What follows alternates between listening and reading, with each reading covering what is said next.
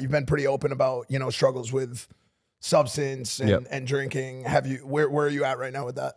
Yeah, I mean, it was pretty much every day when I was about 3-4 years ago. I reckon I was drinking 5-6 times a week and still competing at the highest level, which was really unhealthy. It was like I would wake up and I would just be like, I got to play Nadal in like a couple hours, or like Tsitsipas or these top guys, and it's just not sustainable. Like, how can you even get that done though? I don't know. I won a tournament doing it.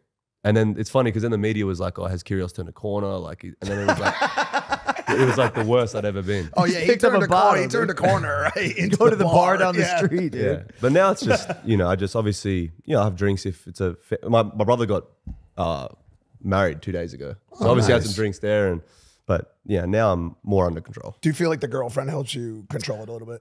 Yeah, I mean, I feel like I was just ready to move into the next phase of my life. Like, I'm turning 28, so. I was gonna say, I think besides Mike, your desire to drink and go out and party and have sex with hookers slowly, you know, decreases. Hey, mine's decreased, just not at the same percentages as.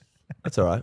Any improvement's good improvement. Mike had a decade of his life stifled by narcotics. Yeah, facts. How old are you now?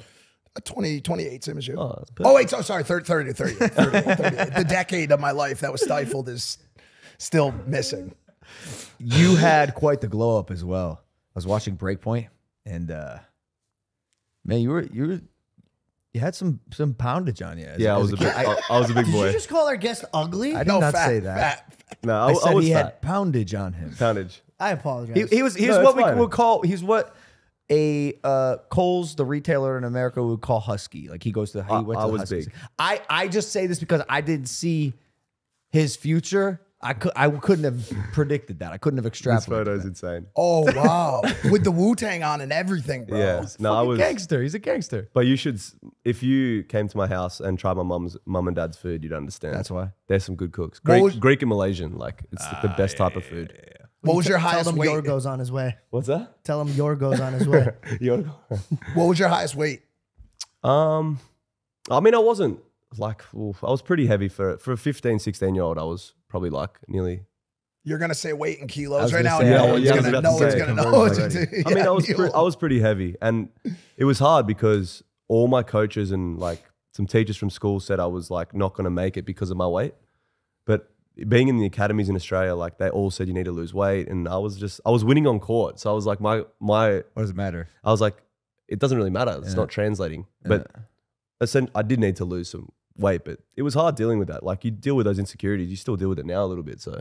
Did you, how do you deal with it now? Because I would have assumed that, you know, after you had your growth spur and you became this massive tennis star, I think everyone likes a person who is, you know, that good looking, confident person, but has that inner fat kid in them where they're not a dickhead. You're just like a relatable guy who came from humble beginnings. Yeah, I mean, look, that the best is when I see like say some overweight kids now, or kids that are a bit afraid to, you know, be active just because of, you know, the way they look or something. Like now I love that when I see that. I love going up to them and say like, look, like here's a photo of me. Sure. And that's powerful. And I think that's So like one of the powerful. coolest things that comes from my career is that, like, because look at me, like that person was not supposed to beat like Djokovic and Nadal and stuff. Insane. Those backstories are insane. I mean, you know, all jokes aside, that's a massive impact for me in my life to be able to go up to people that are really struggling and be like, yo, like you can get out of this. Yeah, you know, you so can. the fact that you actually proactively approach those people and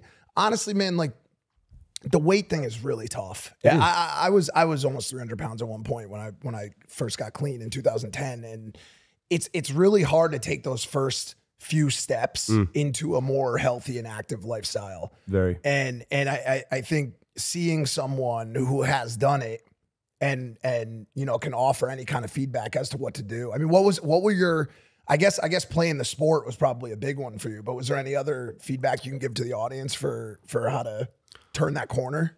Well, I guess I mean, when I was really dealing, I mean, look, but there's a couple pictures on my Instagram. Like I didn't really know that I was like that. Like I didn't think I was like fat at that time. Like I was so young, you know, I was just going about it playing sport.